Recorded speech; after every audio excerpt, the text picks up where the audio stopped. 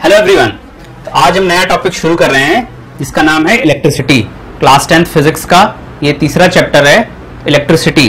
तो हम देखेंगे इलेक्ट्रिसिटी क्या होती है, कैसे इक्विपमेंट्स वर्क करते हैं, क्या क्या प्रैक्टिकल एप्लीकेशंस जो हम देखते हैं आसपास उनके पीछे की साइंस क्या है। तो इलेक्ट्रिसिटी एक ऐसा चैप्टर है जो कि आप रियलिटी में देख पाते हैं। और फिजिक्स की अगर मैं बात करूं, लाइट की जो रेज हैं वो भले आपको ना दिखती हूं, बट इलेक्ट्रिसिटी एक ऐसा चैप्टर है जिसमें आपको फैन रोटेट हो रहा है तो वो आपको दिख रहा है, बल्ब जल रहा है तो वो आपको दिख रहा है। तो बहुत ही सारे प्रैक्टिकल यूजेस हम डेली देखते हैं, फिर चाहे वो हमारा लैपटॉप हो, मोबाइल फोन हो, या किचन के अप्लायंसेज हो, रेफ्रिजरेटर हो, इलेक्ट्रिकल अप्लायंसेज हो, कूलर हो, एसी हो, कुछ भी हो, हमें सब कुछ दिखता है कि वर्क हो रहा है। बट उसके पीछे की साइंस क्या है, वहां तक पहुंचने में साइंटिस्ट ने क्या क्या एफर्ट्स किए, तो इन सारी मजेदार चीजों को आज हम जानेंगे। तो चलिए शुरू करते हैं अपना टॉपिक इलेक्ट्रिसिटी। ठीक है, तो इलेक्ट्रिसिटी में सबसे पहला जो और सबसे फंडामेंटल जो टर्म है वो है करंट। ठीक है, सारी कहानी शुरू होती है करंट से। ठीक, अब ये करंट क्या भला है? सबको भाई कभी ना कभी तो करंट जरूर लगा होगा। तो ये करंट में ऐसा क्या होता है जो हमको झटका लगता है, इसके पीछे क्या कहानी है और कैसे इसकी शुरुआत हुई? ठीक है, तो इसकी शुरुआत की थी एक साइंटिस्ट थे जिनका नाम था Benjamin Franklin. Okay, Benjamin Franklin नाम के साइंटिस्ट ने इसकी शुरुआत की थी। ठीक, उसके बाद से चलते चलते ये कहानी आज तक आ पहुंची है जहां पे हम इतने सारे जो डेली के प्रैक्टिकल यूज है वो देखते हैं। तो करंट क्या है? करंट है flow of charges, flow of charges. ठीक है, अब चार्जेस क्या हैं? सबसे इंपॉर्टेंट जो चीज है वो इस कहानी में है, जो हीरो है करंट का, वो है इलेक्ट्रॉन। ओके, इलेक्ट्रॉन पे पूरा फोकस रखना है हमको। अच्छा, अब मैं आपको हिस्ट्री नहीं बता रहा हूं क्योंकि दैट्स नॉट रेलेवेंट कि बेंजामिन फ्रैंकलिन ने क्या किया, कैसे किया। ठीक है, अगर आपको बहुत ज्यादा इंटरेस्ट है तो आप गूगल आउट कर सकते हैं। मैं मुद्दे की बात कर रहा हूं। तो इलेक्ट्रॉन कैसे हीरो है, चलिए देखते हैं। अगर मैं एक वायर का टुकड़ा लेता हूं, ठीक है, एक वायर के टुकड़े के अंदर क्या क्या होता है जब वो किसी पावर सप्लाई से कनेक्टेड होता है, वो देखता हूं मैं। सपोज करो ये एक वायर का टुकड़ा है, ठीक है, और ये मैंने बनाया है कुछ लाइक मैग्नीफाइड बनाया है जिससे कि आपको चीजें समझ आ सके। ये इसके क्रॉस सेक्शनल एरियाज हैं। तो इनके अंदर होता क्या है? इनके अंदर होते हैं आयंस। ठीक है, आयंस से आप क्या समझते हो? आयंस से आप समझते हो कोई भी एटम है। ठीक है, जैसे अगर ये कॉपर का वायर है तो कॉपर का एटम है। ओके, कॉपर के एटम से जब इलेक्ट्रॉन बाहर निकल जाते हैं, कॉपर क्या है? कॉपर है मेटल। मेटल से इलेक्ट्रॉन को निकालना है बहुत ही ज्यादा आसान। तो जब कॉपर से इलेक्ट्रॉन निकल जाते हैं तो कॉपर पे कैसा चार्ज आता है? कॉपर पे चार्ज आता है प्लस चार्ज। तब कॉपर बन जाता है एक, कॉपर एटम नहीं रहता, कॉपर आयन बन जाता है। ठीक है, तो इस वायर के अंदर क्या क्या है? आयंस हैं और ये इलेक्ट्रॉन्स हैं, ढेर सारे इलेक्ट्रॉन्स। और ये कैसे इलेक्ट्रॉन्स हैं मैं भी आपको क्लासिफिकेशन बताऊंगा मेटल, सेमीकंडक्टर और इंसुलेटर का। ये जो इलेक्ट्रॉन्स हैं इन आयंस के साथ में ये फ्री इलेक्ट्रॉन्स हैं। फ्री इलेक्ट्रॉन्स कौन से इलेक्ट्रॉन्स होते हैं? फ्री इलेक्ट्रॉन्स ऐसे इलेक्ट्रॉन्स होते हैं जो मूव करते हैं रैंडम डायरेक्शन में। मतलब कि लाइक जैसे कि आप समझो एक मधुमक्खी का छत्ता है, तो उस मधुमक्खी के छत्ते के आसपास मधुमक्खियां मंडरा रही हैं रैंडम डायरेक्शन में, इधर उधर इधर उधर। ओके, अच्छा, मेटल्स के केस में ये इलेक्ट्रॉन रैंडमली मूव करते रहते हैं। क्यों मूव करते हैं? क्योंकि इनके पास होती है काइनेटिक एनर्जी। और वो काइनेटिक एनर्जी इनको कहां से मिलती है? वो काइनेटिक एनर्जी इनको मिलती है रूम टेम्परेचर से। ठीक है, रूम टेम्परेचर पे इतनी सफिशिएंट काइनेटिक एनर्जी इनके पास होती है कि ये रैंडमली मूव करते रहते हैं। अच्छा, अब जब मूव कर रहे हैं तो मैंने बोला करंट है फ्लो ऑफ चार्जेस, चार्जेस का मूव करना। और चार्जेस क्या है? चार्ज को हम कंसीडर करेंगे इलेक्ट्रॉन। ठीक है, वैसे तो दो टाइप के चार्ज होते हैं। कौन कौन से? एक होता है प्रोटॉन और एक होता है इलेक्ट्रॉन। ठीक, प्रोटॉन न्यूक्लियस के अंदर रहते हैं और इलेक्ट्रॉन बाहर चक्कर लगाते हैं।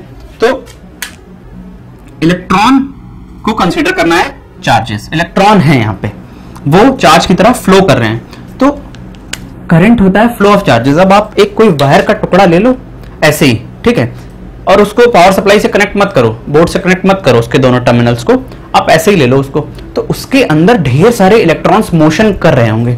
मोशन कर रहे हैं इसका मतलब क्या, इलेक्ट्रॉन फ्लो कर रहे हैं, मूव कर रहे हैं, ठीक है। अगर मूव कर रहे हैं तो क्वेश्चन क्या आता है, मैंने लिखा करंट है फ्लो ऑफ चार्जेस, तो उस वायर के टुकड़े में क्या होना चाहिए, करंट होना चाहिए। लेकिन अगर कोई ऐसे ही पड़ा हुआ वायर का टुकड़ा आप उठा लो तो क्या उसमें करंट होता है, नहीं होता है, ठीक है। जबकि इलेक्ट्रॉन उसके अंदर मूव करते रहते हैं हमेशा रूम टेम्परेचर पे, उनके पास इतनी एनर्जी होती है कि वो रैंडमली इधर उधर, ये इलेक्ट्रॉन इधर उधर मूव कर रहे हैं, ठीक है, बट उनके पास करंट नहीं है, वो करंट कॉन्स्टिट्यूट नहीं कर पा रहे हैं। इसका रीजन क्या है, ठीक है, तो ये बहुत ज्यादा फैसिनेटिंग है इसका जवाब। अब देखते हैं कि इसका क्या रीजन है। इसका रीजन सिंपल सा ये है कि अगर मैं इस वायर के टुकड़े को एक, यहां पे मैं एक एरिया कंसीडर कर रहा हूं, ठीक है, ठीक, इस एरिया से अगर मैं मानूं कि 10 इलेक्ट्रॉन यहां से यहां गए, कितने इलेक्ट्रॉन गए, यहां पे मैं लिख रहा हूं 10 इलेक्ट्रॉन्स, ठीक, 10 इलेक्ट्रॉन्स यहां से यहां मूव हुए, तो उसी टाइम पे हम ये भी कंसीडर कर सकते हैं कि इस डायरेक्शन से इस डायरेक्शन में भी 10 इलेक्ट्रॉन गए होंगे।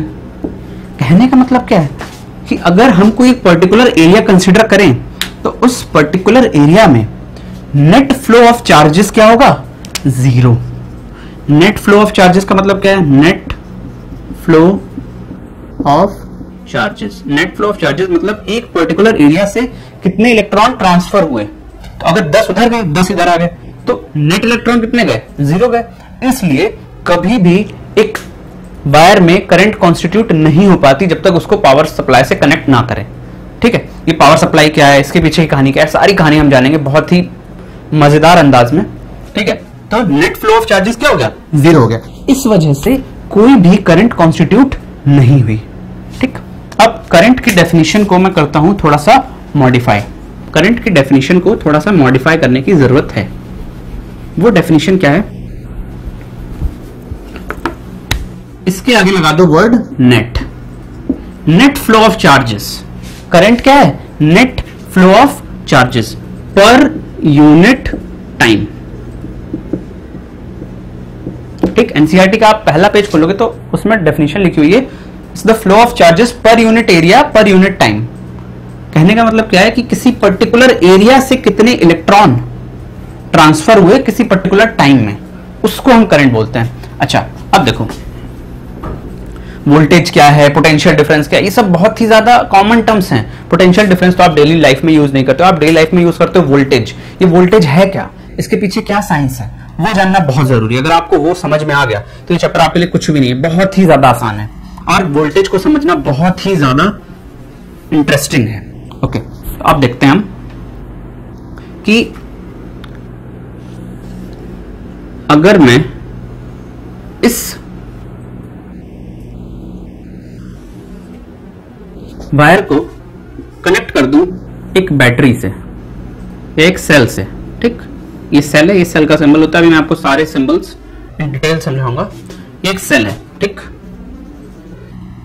बड़ा डंडा मींस पॉजिटिव, छोटा डंडा मींस नेगेटिव, ठीक। अभी पॉजिटिव नेगेटिव की कहानी ये सब बहुत ही ज्यादा डिटेल में बताने वाला हूं। अगर मैंने कनेक्ट कर दिया, ठीक है, इस वायर को, तो इसमें जो रेंडमली मूविंग इलेक्ट्रॉन्स थे, जो रेंडमली मूविंग इलेक्ट्रॉन्स थे वो सब एक ही डायरेक्शन में मूव होने लगेंगे, ठीक है। और उस एक ही डायरेक्शन में मूव होने की वजह से एक नेट फ्लो आ जाएगा। माना कि इस बैटरी की वजह से ये सारे इलेक्ट्रॉन्स इस डायरेक्शन में मूव करने लगे, तो 100 इलेक्ट्रॉन्स इस डायरेक्शन में मूव कर रहे हैं। तो जब 100 इलेक्ट्रॉन्स इस डायरेक्शन में मूव कर रहे हैं तो करंट कॉन्स्टिट्यूट होगी, ठीक है। बैटरी क्या देती है, इलेक्ट्रॉन को चलने के लिए एक डायरेक्शन प्रोवाइड कर देती है कि भाई जो इधर उधर भटके हुए थे ना वो एक रास्ते में जाने लगते हैं। जैसे कोई भटका हुआ बच्चा है, उसको कोई समझा दे कि भाई तुम्हें इस डायरेक्शन में चलना है, ये तुम्हारा करियर है, तो इलेक्ट्रॉन को ये बैटरी क्या समझा देती है कि भाई तुम्हें इस डायरेक्शन में चलना है, तब तुम एक करंट कॉन्स्टिट्यूट कर पाओगे, ठीक। अच्छा, अब ये बैटरी कैसे करती है, क्या कहानी है, वो देखते हैं। ये मैंने आपको मोटा मोटा समझा दिया कि करंट का फ्लो कैसे होता है, ओके। अच्छा, अब देखो करंट की यूनिट और formula I is equals to Q by T लिखते हैं हम करंट को। ओके, यहाँ पे I क्या है? I है एक क्वेश्चन एनसीईआरटी का हो या कोई भी बुक का हो, आप बहुत ही आराम से बना लोगे, बहुत ही ज्यादा। ऐसे मैं आपको पढ़ाऊंगा। यहाँ पे T है टाइम और Q है चार्ज। स्लो पढ़ा रहा हूं, आप साथ ही साथ नोट्स भी बना सकते हो। करंट की यूनिट क्या है? करंट की यूनिट है एम्पियर। इसको क्या हम डिनोट करते हैं? ए से। Okay, ampere. टाइम किस में रहेगा? सेकंड। और चार्ज किस में रहेगा? Coulomb's. Okay, current in amperes, time in seconds and charge in coulomb. अच्छा, अब ये कूलम क्या है और ये चार्ज की यूनिट क्यों है, इसके अंदर क्या होता है, वो कहानी देखते हैं। ये नोट कर लो।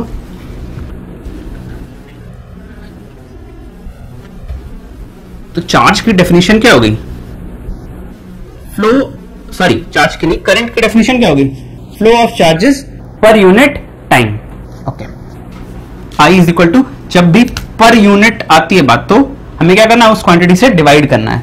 या फिर हम चार्ज को ये भी बोल सकते हैं रेट ऑफ, मैं चार्ज बोल दे रहा हूं बार बार, करंट को बोल सकते हैं rate of flow of charges.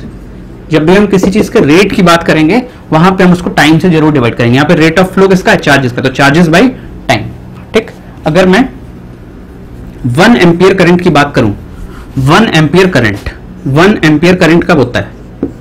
ठीक है, 1 एम्पियर करंट होगा कब? जब 1 कूलम का चार्ज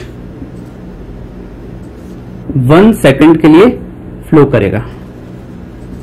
ठीक, 1 कूलम चार्ज 1 सेकंड के लिए जब फ्लो करेगा, तब क्या बनेगा? 1 एम्पियर। तो डेफिनेशन भी आती है, डिफाइन 1 एम्पियर। 1 एम्पियर करंट तब कॉन्स्टिट्यूट होगा जब 1 कूलम चार्ज 1 सेकंड के लिए ट्रेवल करेगा। अब इस 1 कूलम चार्ज में बोल रहा हूं, ये है क्या? अभी आपको बताया मैंने कि चार्ज मींस इलेक्ट्रॉन। तो 1 कूलम चार्ज क्या है? चार्ज की यूनिट होती है, चार्ज बोले तो कूलम। ठीक, साइंटिस्ट थे, उनके नाम पे है। अगर मैं बोल रहा हूं 1 कूलम, तो इसमें क्या है? इसमें क्या होगा? चार्ज है, तो चार्ज में क्या होते हैं? इलेक्ट्रॉन्स होते हैं। एक इलेक्ट्रॉन पे चार्ज की जो अमाउंट होता है वो होता है 1.6 इंटू 10 की power -19 coulomb. For the case of electron it's negative, for the case of protons it's positive. तो 1 इलेक्ट्रॉन पे इतना चार्ज होता है, 1 इलेक्ट्रॉन पे इतना चार्ज है 1.6 इंटू 10 की पावर -19 कूलम। -10 की पावर -19, इट मींस बहुत कम चार्ज है। अच्छा, अगर मैं बात करूं कि एक कूलम में कितने इलेक्ट्रॉन होंगे, अब देखो बात समझना, 1 इलेक्ट्रॉन पे चार्ज है इतना। ठीक, तो पूछ रहा है कि 1 कूलम में कितने इलेक्ट्रॉन होंगे। तो देखो, अगर मैं बात करूं 1 कूलम की, तो इसमें नंबर ऑफ इलेक्ट्रॉन्स कितने हो जाएंगे? 1 अपॉन 1.6 इंटू 10 की पावर -19 कूलम। तो इसकी जो वैल्यू आती है, इसकी वैल्यू आती है 6.25 into 10 to the power 18 electrons. आप समझो कितनी सारी 10 टू द पावर 18, आप समझ रहे हो? आप काउंट भी नहीं कर पाओगे।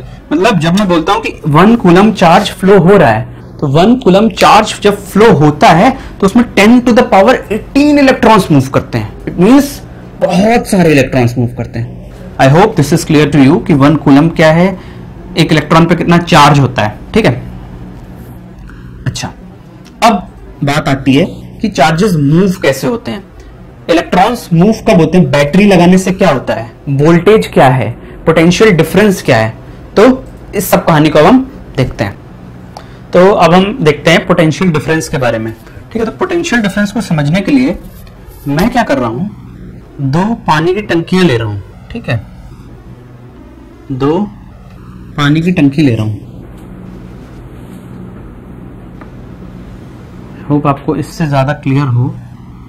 और इन दोनों पानी की टंकियों को मैं कनेक्ट कर रहा हूं एक पाइप के थ्रू। ओके, तो मान लेते हैं कि ये दोनों टंकियां सेम डायमेंशन की हैं और इस टंकी में पानी भरा है यहां तक, ठीक, और इसमें भी पानी भरा है कुछ इस लेवल तक। पोटेंशियल डिफरेंस बेसिकली है कुछ नहीं, लेवल है, ठीक है। लेवल को हम बोलते हैं पोटेंशियल का डिफरेंस। अब यहां पे तक पानी भरा है, ठीक। अब मैंने क्या किया, इस पाइप को कनेक्ट किया, ठीक है। तो क्या पानी का फ्लो होगा? नहीं होगा। क्यों नहीं होगा? क्योंकि दोनों जो टैंक्स हैं उनका लेवल सेम है। जब लेवल सेम है तो कोई फ्लो नहीं होगा। अब मैं एक दूसरा सिचुएशन लूं, अगर मैं इस टैंक का जो लेवल है वो मैं यहां तक कर दूं, ठीक, तो क्या होगा? फ्लो होगा पानी का यहां से यहां, from tank number 1 to tank number 2। It means किसी भी क्वांटिटी को फ्लो कराने के लिए हमें क्या चाहिए? अगर हमें दो चीजों के बीच कोई क्वांटिटी को फ्लो कराना है तो उन दोनों चीजों के लेवल में डिफरेंस होना चाहिए, तभी चीज आसानी से फ्लो करती है। तो पानी को मानो क्या? इलेक्ट्रॉन। पानी को क्या मानो? इलेक्ट्रॉन मानो। अब ये जो मैं कहानी बताने वाला हूं शायद ही आपको किसी ने बताई हो, जिसने भी आपको पोटेंशियल डिफरेंस पढ़ाया हो या आपने कोई भी वीडियो देखा हो या कुछ भी देखा हो, तो आप बहुत ही ज्यादा गौर से सुनिएगा इसको, ठीक है। और बहुत ही ज्यादा मजेदार है ये, क्योंकि आपको मैं प्रॉमिस करता हूं कि क्लास 12 तक आपको पोटेंशियल में कोई भी प्रॉब्लम नहीं आएगी, ठीक है। तो शुरू करते हैं। करंट का डायरेक्शन, पोटेंशियल, इलेक्ट्रॉन का मोशन, सब क्या है। अच्छा, मैं क्या कर रहा हूं, एक वायर ले रहा हूं, ठीक, एक वायर मैंने लिया। बहुत ही आराम से देखिएगा, जल्दीबाजी मत करिएगा, क्योंकि ये मेरा one of the favourite topic है, ठीक है। बहुत सारे अच्छे टीचर्स अच्छे से बताते हैं इसको, मैं भी कोशिश कर रहा हूं बता पाऊं शायद, ठीक है। तो ये मेरा वर्जन है, आपको अलग अलग वर्जन यूट्यूब पे मिल जाएंगे, बट ये वर्जन शायद ना मिले, ठीक है।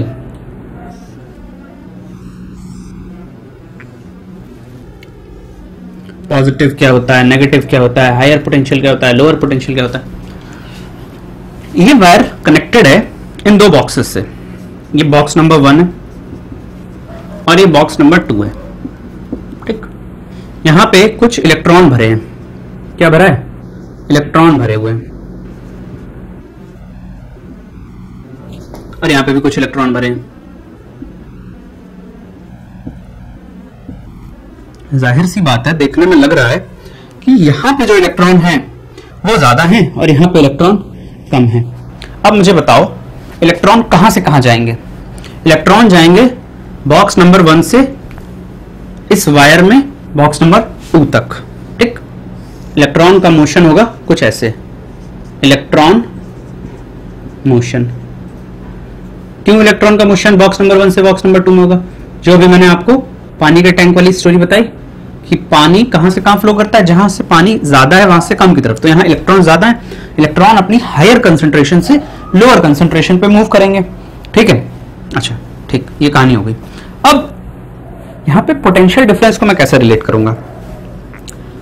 ये बॉक्स जो है इसमें इलेक्ट्रॉन्स की कंसंट्रेशन ज्यादा है, ठीक है, बट इसको मैं बोलूंगा at lower potential, at lower potential.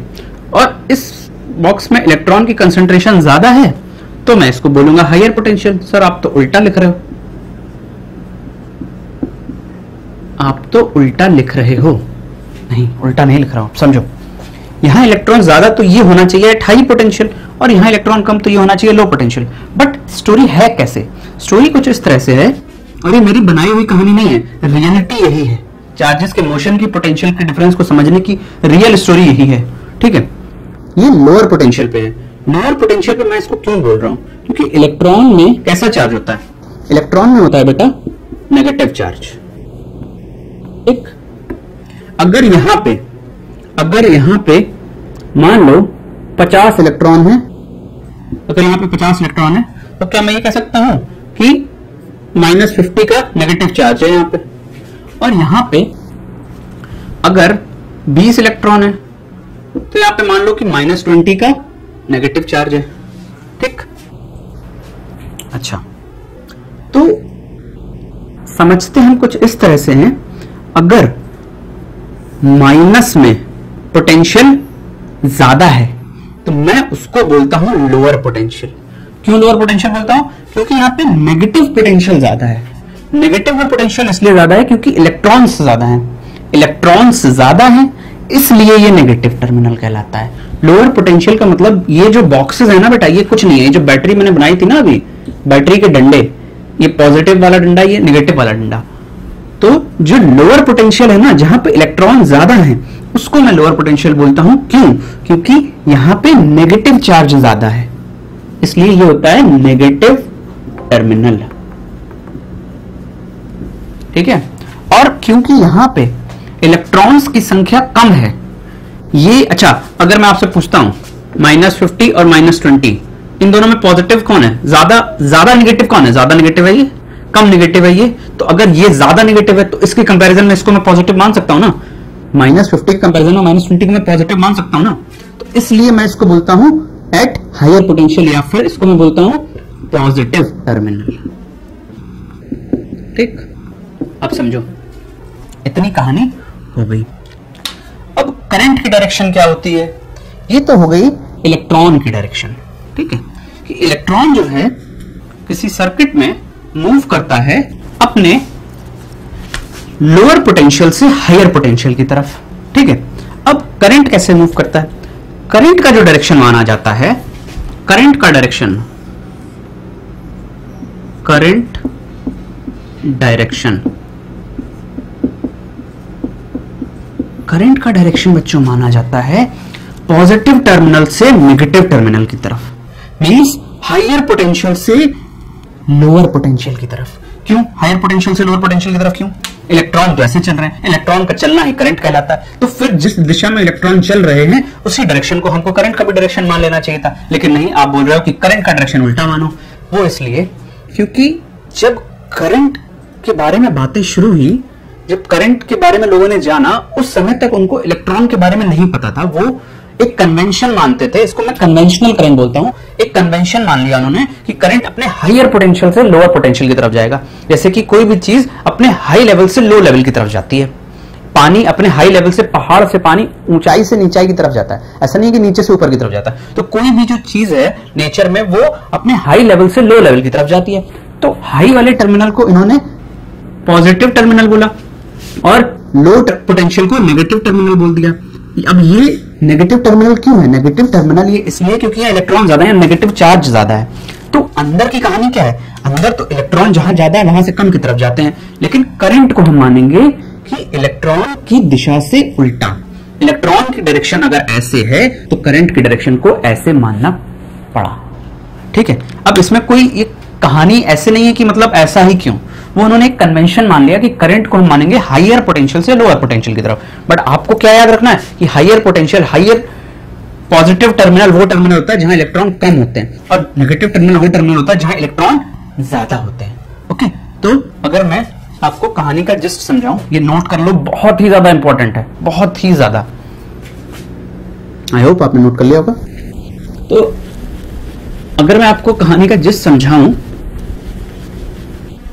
तो आपको मानना है करंट को ऑलवेज, करंट की डायरेक्शन हाई पोटेंशियल से लो पोटेंशियल, और इलेक्ट्रॉन की डायरेक्शन हमेशा लो पोटेंशियल से हाई पोटेंशियल। इलेक्ट्रॉन लो से हाई क्यों?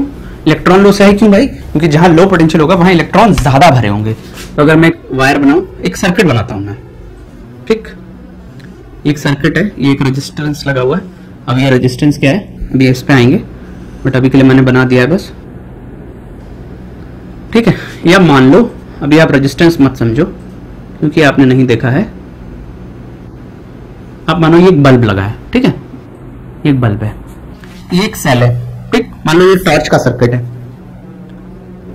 पॉजिटिव टर्मिनल, बड़े डंडे को पॉजिटिव और इसको नेगेटिव। तो करंट कैसे चलेगा? पॉजिटिव से नेगेटिव, ये करंट चल रहा है। और इलेक्ट्रॉन्स कैसे चल रहे होंगे? इलेक्ट्रॉन नेगेटिव से, और करंट। आई होप आपको समझ में आया होगा कि करंट की डायरेक्शन को हमेशा हम उल्टा लेंगे इलेक्ट्रॉन की डायरेक्शन में।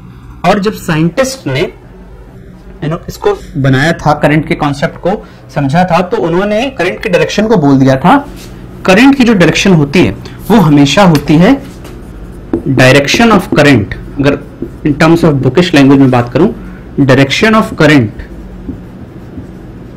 इज टुवर्ड्स, या टुवर्ड्स ना लिख के अगर मैं इसको कुछ इस तरह से लिखूं, direction of current is always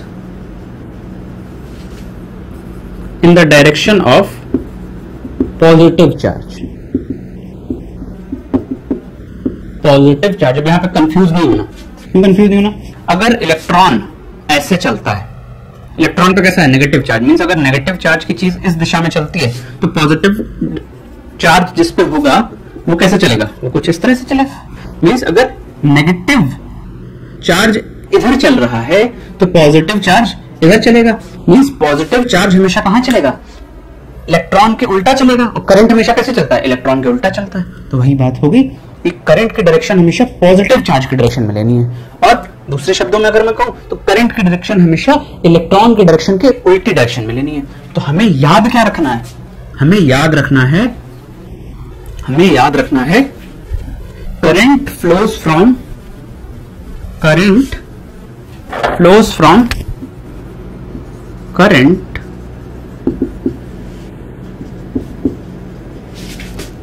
positive terminal to negative terminal. Current positive terminal से नेगेटिव टर्मिनल तक जाता है। ठीक है, ओके। बहुत ही ज्यादा इंटरेस्टिंग कॉन्सेप्ट था, आपको समझ आया होगा। मैंने पूरी कोशिश की है कि आपके दिमाग में मैं एक भी डाउट ना छोड़ूं। ठीक है, still you have doubts you can comment me. अच्छा, अब हम पढ़ते हैं कि बुक में पोटेंशियल को डिफाइन कैसे किया गया है। पोटेंशियल को डिफाइन कैसे किया है। अच्छा, अगर मैं उस बॉक्स वाली स्टोरी को स्टार्ट करूं फिर से। अच्छा, एक चीज मैं आपको बता देता हूं, अगर सेम टाइप के चार्जेस होंगे, सेम टाइप चार्जेस, ये क्या करते हैं, रिपेल करते हैं। रिपेल मींस अगर मैं एक इलेक्ट्रॉन ले लूं और एक इलेक्ट्रॉन ले लूं, इनको पास में लाऊं तो एक दूसरे को धक्का देंगे, मींस पुश करेंगे। और अनलाइक चार्जेस, सेम टाइप बोल दो या लाइक चार्जेस भी बोल सकते हो। ठीक है, अगर मैं एक पॉजिटिव चार्ज ले लूं और एक नेगेटिव चार्ज ले लूं, ठीक है, तो वो एक दूसरे को अट्रैक्ट करते हैं। क्या करते हैं, अट्रैक्ट करते हैं। ये मैंने डायरेक्शन उल्टी बना दी, एक दूसरे को धक्का देंगे। और अगर पॉजिटिव नेगेटिव चार्ज होंगे वो एक दूसरे को अट्रैक्ट करेंगे। ठीक है, तो अगर मैं बॉक्स वाली स्टोरी को फिर से दोहराऊं तो बॉक्स वाली कहानी में था क्या, इलेक्ट्रॉन का मोशन हो रहा था हायर कंसंट्रेशन से लोअर कंसंट्रेशन की तरफ, हायर कंसंट्रेशन से लोअर कंसंट्रेशन की तरफ। तो यहां पे जो इलेक्ट्रॉन्स हैं, अगर सपोज करो यहां पे हैं इलेक्ट्रॉन्स कुछ, और वो यहां तक जा रहे हैं, ठीक है। तो नेगेटिव चार्ज, अगर एक इलेक्ट्रॉन चल के यहां से यहां आएगा, ठीक है, एक इलेक्ट्रॉन चल के यहां से यहां आएगा, तो क्या होगा, ये जो पहले से बैठे हुए इलेक्ट्रॉन्स है ना, ये इसके आने का विरोध करेंगे। ओके, ये अपोज करेंगे इस इलेक्ट्रॉन के आने का। क्यों? क्योंकि इलेक्ट्रॉन पे नेगेटिव चार्ज और नेगेटिव चार्ज एक दूसरे को रिपेल करते हैं। ओके, तो पोटेंशियल की जो डेफिनेशन है वो क्या है, पोटेंशियल की जो डेफिनेशन है वो है amount of work done, means इस चार्ज को यहां तक ले जाना। जैसे कोई बॉक्स है, कोई डब्बा है, ठीक है, उसको आपको ले जाना है, इस पोजीशन तक ले जाना है, तो आपको काम करना पड़ेगा ना, आपको पुश करना पड़ेगा, आपको फोर्स लगानी पड़ेगी, तब जाके वो वहां से वहां जाएगा। वैसे ही इस इलेक्ट्रॉन को ले जाने के लिए कुछ वर्क डन करना पड़ता है, कुछ काम करना पड़ता है, तब जाके यहां से यहां जाता है। तो पोटेंशियल क्या है, पोटेंशियल क्या है, amount of work done. Potential या पोटेंशियल डिफरेंस की बात कर रहा हूं मैं, अभी पोटेंशियल की बात नहीं कर रहा, पोटेंशियल डिफरेंस की बात कर रहा हूं। और पोटेंशियल डिफरेंस को ही मैं बोलता हूं वोल्टेज। तो अगर आपसे कोई बोले वोल्टेज क्या है, वोल्टेज है पोटेंशियल का डिफरेंस। अभी मैं आपको प्रैक्टिकल बात बताऊंगा। आपकी जो बैटरी होती है या कोई भी आप अप्लायंस यूज करते हैं, उसमें जो बैटरी होती है उसमें पोटेंशियल डिफरेंस आप कैसे देख सकते हो, कहां पे क्या लिखा होता है, आपको सब समझ में आएगा। ओके, तो V इज इक्वल्स टू क्या होता है, amount of work done, amount of work done in moving a unit charge. Unit का मतलब यूनिट मीन्स 1. हमें 1 कूलम चार्ज को एक पॉइंट से दूसरे पॉइंट तक मूव कराने में जितना वर्क डन करना पड़ता है वो कहलाता है पोटेंशियल डिफरेंस. इसको कि हम V से डिनोट करते हैं. तो V की वैल्यू क्या होगी? वर्क डन, जिसको कि मैं W से लिखता हूं. और हमें कितना चाहिए? Charge. V equals to W by Q. अब हम इसकी यूनिट देख लेते हैं. तो V equals W by Q. Work done की यूनिट जूल, चार्ज की यूनिट कूलम. ठीक. It means V is equal two joule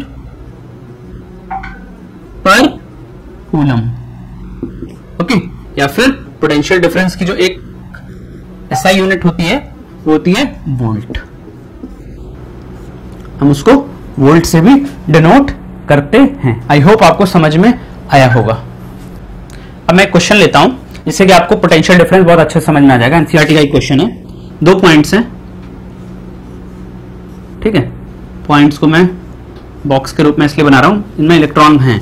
ठीक है. 2 पॉइंट्स हैं और इन पॉइंट्स के बीच में पोटेंशियल डिफरेंस है 12 वोल्ट. ठीक. बोल रहा है यहां से 2 कूलम चार्ज ले जाना है. 2 कूलम चार्ज यहां से यहां जाना है. ठीक है. तो कितना वर्क डन करना पड़ेगा? ठीक है.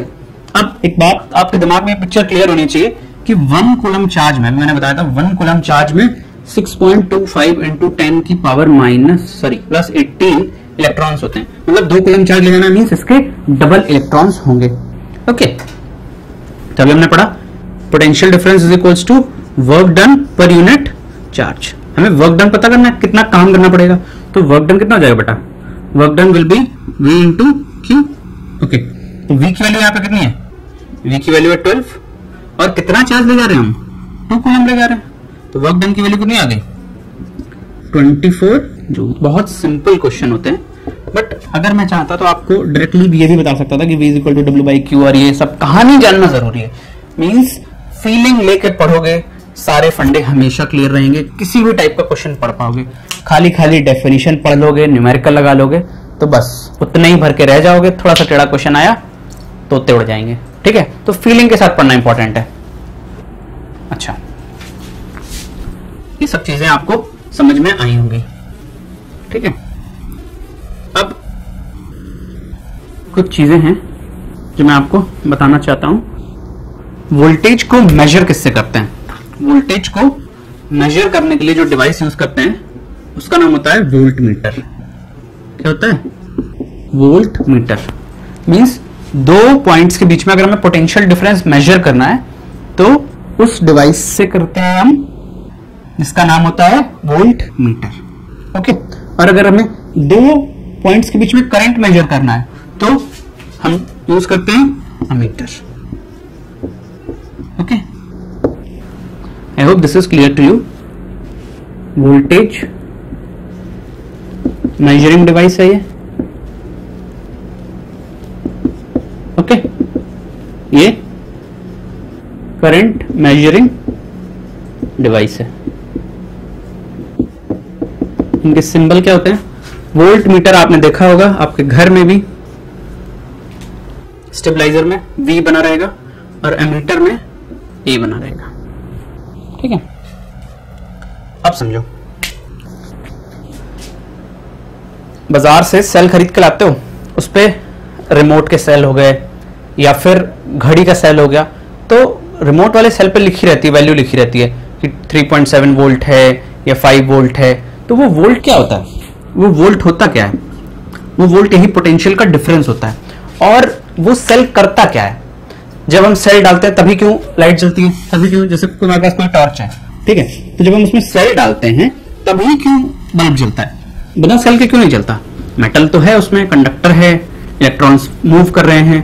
बट वो सेल क्या करता है? वो सेल हमें पोटेंशियल का डिफरेंस प्रोवाइड करता है. सेल में एक प्लस टर्मिनल होता है, एक माइनस टर्मिनल होता है. कुछ इस टाइप का होता है सेल। ऐसा सेल लेके आते हो, एक तरफ थोड़ा सा मोटा निकला रहता है और एक तरफ बिल्कुल फ्लैट होता है। तो इस सेल लगा देने से क्या होता है कि ये जो वायर कनेक्शन है और बीच में जो बल्ब लगा हुआ है, तो ये सेल क्या करेगा, इस सेल पोटेंशियल का डिफरेंस क्रिएट करता है। और पोटेंशियल का डिफरेंस क्रिएट कैसे करता है, क्या सेल के एक साइड में लाइक इलेक्ट्रॉन्स ज्यादा भरे होते हैं या कम भरे होते हैं, ऐसा नहीं होता। सेल के अंदर केमिकल रिएक्शन चलती है, उस केमिकल रिएक्शन की वजह से एक टर्मिनल पे सारे इलेक्ट्रॉन्स इकट्ठे हो जाते हैं और दूसरे टर्मिनल पे इलेक्ट्रॉन्स की कमी हो जाती है। तो इस वजह से एक टर्मिनल, जिस टर्मिनल पे इलेक्ट्रॉन्स ज्यादा इकट्ठे हो जाते हैं वो हो जाता है हमारा कौन सा टर्मिनल, नेगेटिव टर्मिनल, ठीक है। और जिस टर्मिनल पे इलेक्ट्रॉन्स की कमी हो जाती है वो जाता है हमारा पॉजिटिव टर्मिनल।